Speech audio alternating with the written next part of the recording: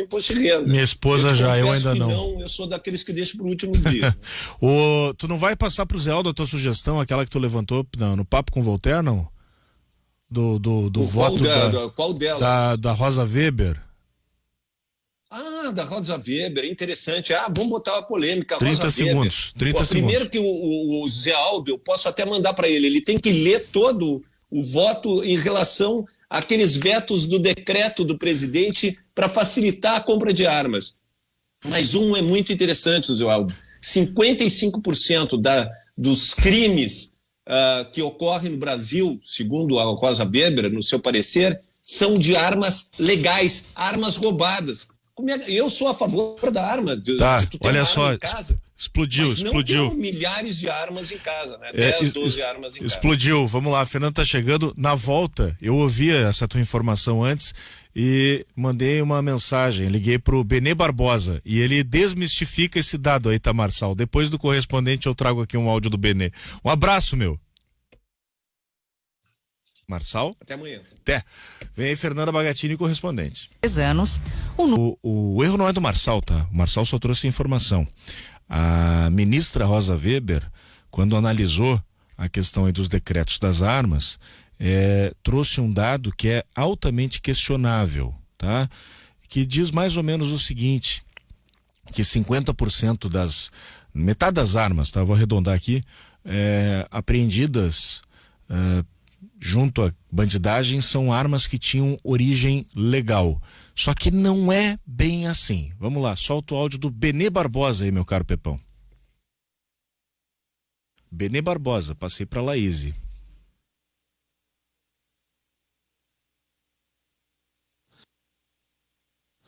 A questão, né, desse percentual é que é o seguinte, né? Essas armas, né, cujos donos foram identificados no passado, né, são armas que não tinham a sua numeração suprimida. E isso significa uma parcela muito pequena do total de armas apreendidas, né, coisa aí de 10% aproximadamente. Portanto, né, você tem 50% de 10%. Além de tudo, não se estipula também o tipo de crime pela qual essa arma foi apreendida, que pode não ter sido um crime violento, né? Então, por exemplo, né, um porte ilegal de arma. Um cidadão que tem uma arma registrada, né, e por qualquer motivo, provavelmente por insegurança, acabou portando, né, irregularmente essa arma foi apreendida. Segundo, né, uma arma com registro vencido, né, e por qualquer motivo também esse fato chegou ao conhecimento da polícia e essa arma também é apreendida, né, e acaba, né, inflacionando essa estatística. De qualquer forma, o que é importante salientar, né? Se houve uma arma roubada, uma arma furtada, quem falhou mais uma vez foi um Estado, né? E não o cidadão. Portanto, né, dizer que o cidadão não pode ter uma arma porque essa arma pode ser roubada ou pode ser furtada, é atestar a incompetência e incapacidade do Estado de proteger esse cidadão, né? Ou, no final das contas, é mais um motivo para sim, né, que o cidadão procure uma forma de se defender. Portanto, então, reforço, o erro não é do Marçal, mas a estatística usada aí pela ministra Rosa Weber é que é falha ou questionável, para dizer o mínimo. Então, a gente não está falando de 50%, na verdade a gente está falando de 5%, e ao mesmo tempo você não tem o detalhamento dessa apreensão. Pode ser um sujeito, uma arma apreendida numa circunstância que tornou-a ilegal, ou seja, o registro estava vencido, né? Enfim, essas situações aí, casos em que o Benê mencionou, tá? Que é um dos maiores especialistas, arrisco dizer, no mundo a respeito deste assunto, tá? A gente está com o Alexandre Garcia já na linha. Alguma ponderação, Zé e Jurandir, a respeito do assunto? Muitas, mas vamos ouvir o Alexandre e depois a gente pode voltar, se tu me permitir, nesse tema, Guilherme, porque o decreto das armas entra em vigor hoje, e o que a ministra Rosa Weber, por liminar, até que haja o julgamento do mérito pelo plenário, que na verdade vai ser aquela na forma virtual, eles lançam os votos lá a partir da sexta-feira, foi suspender os efeitos do decreto em relação a alguns pontos, mas não anular os decretos. Ela suspendeu liminarmente o efeito de alguns pontos, por entender que ali pode não ter constitucionalidade, mas agora então o plenário virtual vai decidir isso.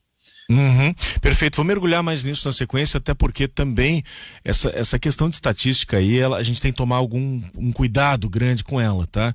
Tem uma entidade americana que compila e classifica aquela coisa de tiroteios em massa, o mass shootings, e aí o dado, você vai ver o número, é espantoso.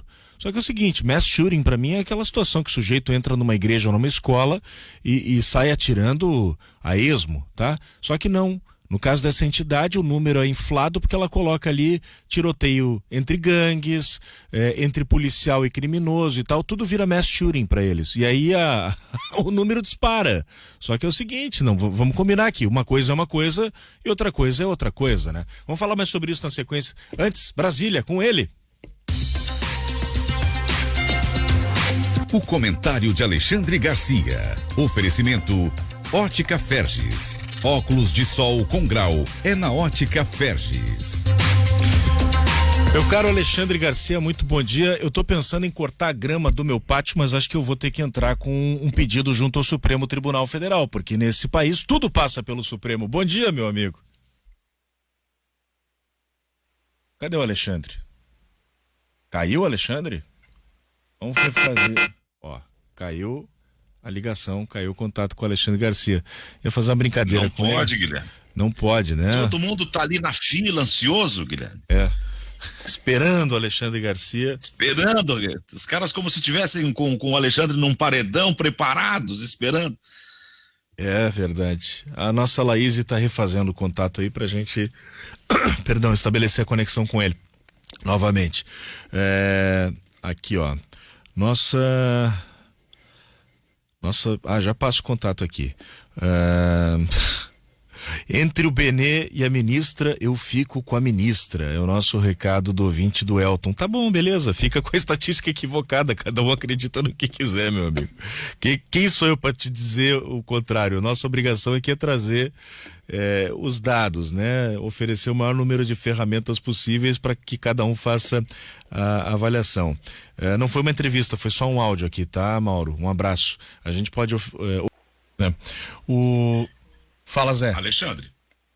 Bom dia, Alexandre. Prazer tê-lo conosco aqui na terça-feira, sempre ao vivo. Há uma grande inquietação das pessoas que são daquele lado da sociedade, que quer ter direito às armas, com o modo como está se tratando essa notícia. As discussões nas redes sociais são que está havendo distorção de informações, de dados, manipulação das informações. A pergunta é, na tua percepção de quem tem tantos anos de Brasília, como é que vai se resolver essa situação? Como é que vai se resolver esse aparente confronto entre a vontade do presidente de cumprir uma promessa de campanha e as posturas do parlamento e também do Supremo Tribunal Federal? Bom, vou começar com uma questão pessoal aqui. Eu vou pedir à ministra Rosa Weber que venha aqui, então, me proteger, já que ela não permite que eu me proteja convenientemente. Ela que venha me proteger, então.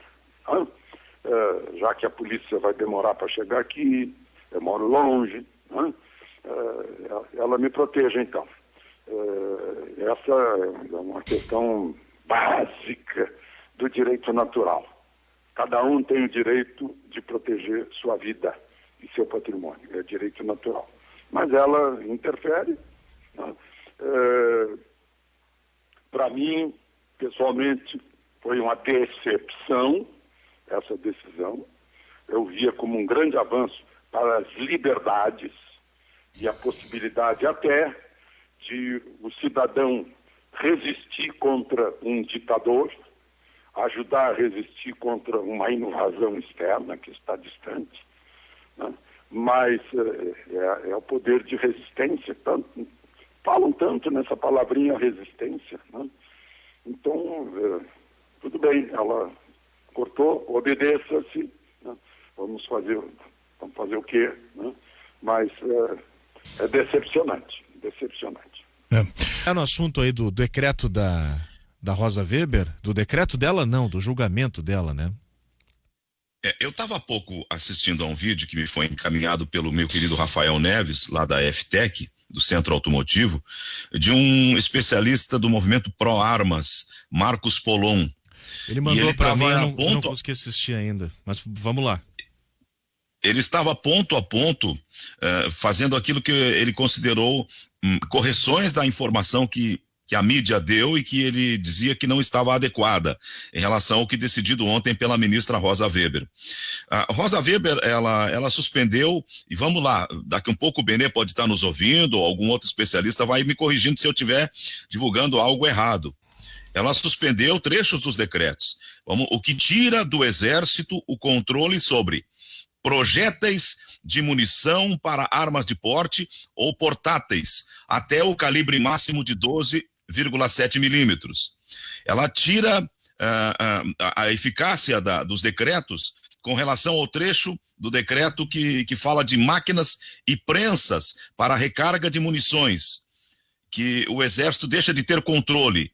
E também o Exército deixa de ter controle das miras optrônicas, holográficas ou reflexiva e das miras telescópicas. O particular pode comprar agora e não há um controle sobre isso, segundo os últimos 4 decretos do presidente. Essa é a notícia. E mais, o que dispensa prévio registro para praticar tiro recreativo em entidades e clubes de tiro, o que permite a apresentação de uma simples declaração de necessidade para a aquisição de até 6 armas de fogo de uso permitido por civis e 8 por agentes do Estado. Então, um agente do Estado, o Exército não precisa mais controlar isso, ele pode ter 8 armas. Essa, pelo menos, é a notícia. Mas a parte do decreto que permite os colecionadores, atiradores e caçadores, conhecidos pela sigla CACs, comprovar a capacidade de manusear armas de fogo por meio de um laudo de instrutor ou de tiro desportivo. Não precisa mais provar para o Exército isso. O que dispensa o credenciamento na Polícia Federal do psicólogo responsável por atestar a aptidão dos CACs, que é esse centro de colecionadores, atiradores e caçadores. O que tira o Exército a autorização para isso, para adquirirem armas, para os CACs também adquirirem armas. O que aumenta o limite de munições que os CACs podem adquirir, que esses são os centros de formação. E o que permite o Exército a autorizar os CACs a comprar mais munição do que os limites pré-estabelecidos. E tem, Guilherme, olha, mais uma série de outros pontos, mas eu concluo com mais 4 apenas. Tira também do Exército o controle do que autoriza escolas de tiro a adquirir munições em quantidade ilimitada, o que permite a prática de tiro desportivo a partir dos 14 anos incompletos, o que estende a validade de porte de armas para todo o território nacional e o que permite aos CACs o porte de armas carregadas. E mais, para finalizar, o que autoriza o porte simultâneo de até 2 armas. Já vi que o Marcos Polon está dizendo que não tem isso aí, de porte de 2 armas. Mas são essas basicamente os fragmentos dos decretos que a ministra Rosa Weber, pela decisão liminar de ontem, suspendeu até a próxima sexta-feira a aplicabilidade, porque os decretos entraram em vigor hoje e nesses pontos eles não estão vigorantes. Aguardam a decisão do Supremo Tribunal Federal, do plenário virtual, que vai votar a partir da sexta-feira. Eu te mandei um material por WhatsApp aí, Zé. Depois, quando tu puder dar uma olhada e analisar no intervalo, ainda sobre esse assunto. O nosso Bruno Carpes promotor de justiça, mandou uma notícia. Existe um centro de pesquisa, tá, em direito e segurança. É um órgão independente, tá, voltado à análise de questões jurídicas relacionadas à segurança pública. Tá? Foi pensado e desenvolvido pelo pesquisador Fabrício Rebelo. Bom, e se o Bruno Carpes manda pra gente, meu amigo, aí eu confio de olhos fechados, tá? O que eles trouxeram de informação no final do ano passado, tá? O DataSUS divulgou os dados preliminares de homicídios para o ano de 2019, tá? O dado de 2019 foi revelado no final de 2020, tá? Revelando uma queda recorde nesses crimes, homicídios, tá, da ordem de quase 23%, assim como o menor número absoluto de agressões letais com arma de fogo desde 1999.